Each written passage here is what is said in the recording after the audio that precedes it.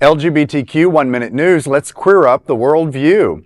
Did a dance trigger a war? Trump, Maduro, and the politics of petty. There's growing speculation about why Donald Trump ordered a U.S. invasion of Venezuela, seizing President Nicolás Maduro and his wife and bringing them to the United States on drug charges.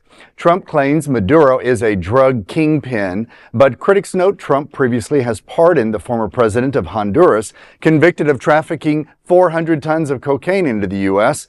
Others point to Venezuela's vast oil reserves as the real motive.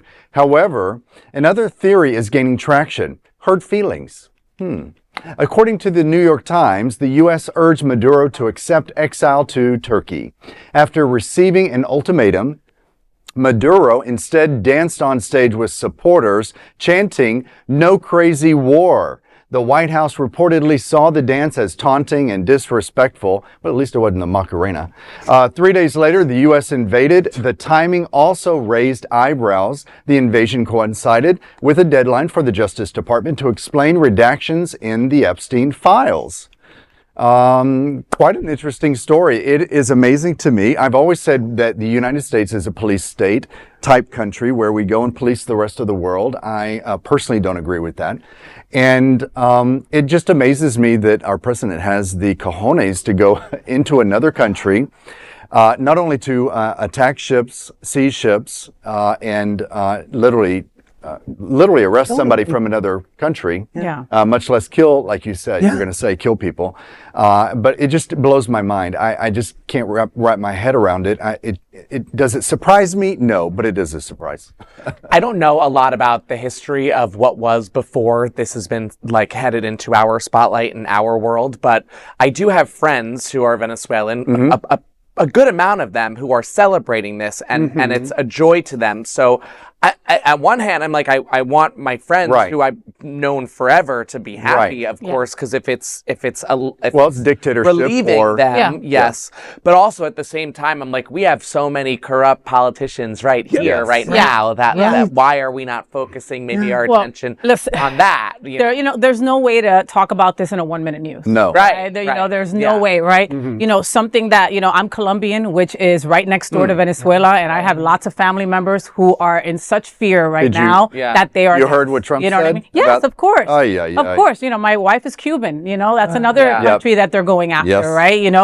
The reality is that both things can be true. Right? We can be happy for our Venezuelan brothers and sisters, right? And we could be scared for what this means, right? He wants the oil. That's you know what I mean? 100%. Like you said, Kevin, the story could also be that he saw Maduro's dance and he was like, I'm gonna get that motherfucker, right? I know, right? Because that's what happens when you have a small pee-pee. Right. You don't do things like that, right? You don't taunt the bully. He wants his MAGA cult to think that. Yeah. They'll believe anything. Just said that. But the MAGA cult or whatever. Yeah. That's what they want to hear. But the MAGA cult now is really upset the ones by that are this still too. with him. And you know who's leading the charge there? Marjorie Taylor Greene, who is really upset with the fact because obviously he's being called a hypocrite for all of this. So it's insane. Yeah. What a world. Didn't he even say that in his election campaign that he wouldn't do something like this, that he didn't want to, because now he's saying he said he wouldn't do foreign leaders. He wouldn't now he's going to go, he wants to rule another country. Everybody. Yeah, of course. He said, we'll be monitoring Venezuela, or whatever he said, monitoring watching them and everything. Yeah. So like you said, Eric, we're happy for our Venezuelan people that have been under this regime for over 25 years, right?